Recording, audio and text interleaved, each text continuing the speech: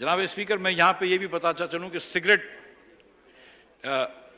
کا شعبہ ایک بہت زیادہ ٹیکس ادا کرتا ہے۔ ہم نے سگریٹ کے شعبوں میں ٹریک اینڈ ٹریس لگانا شروع کر دیا ہے، 3 کمپنیوں پہ لگایا ہے اور ارادہ ہے کہ اس سال کے اندر باقی مزید کمپنیوں پہ بھی لگایا جائے گا۔ ہم نے سگریٹ کی کمپنیوں میں ٹیکس کا اضافہ کرایا اور ہم اس بات کا پورا ارادہ رکھتے ہیں کہ انشاءاللہ اس سال کے اندر اس ٹیکس کو جو 150 ارب روپے ہے اس کو بڑھا کر 200 ارب روپے سے زائد کر دیا جائے۔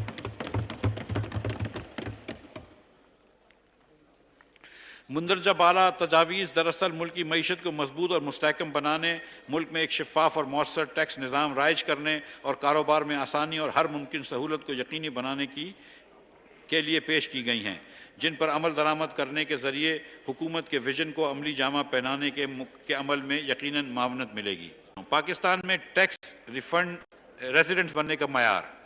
جناب اسپیکر، ٹیکس کے نفاذ کو یقینی بنانے کے لیے رہائشی شخص یعنی کہ ریزیڈنٹ پرسنز کا متعین کرنا معیار میں ترمیم کی جا رہی ہے۔ صاحب حیثیت افراد کی جانب سے موجود جائز استعمال کیا جا رہا ہے جس کے تحت وہ کسی بھی ملک کے ٹیکس ریزیڈنٹس نہیں ہیں، لہذا تجویز ہے کہ پاکستان کا کوئی بھی شہری جو کسی دوسرے ملک کا ٹیکس ریزیڈنٹس نہیں ہے اسے پاکستان کا ریزیڈنٹ تصور کیا جائے گا۔ بین الاقوامی کارڈ کی ادائیگیوں پر advance income tax.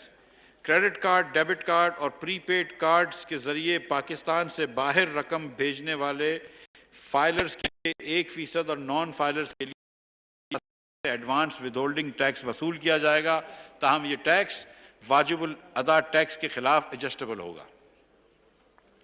Sales tax اور فیڈرل ایکسائز کے اقدامات۔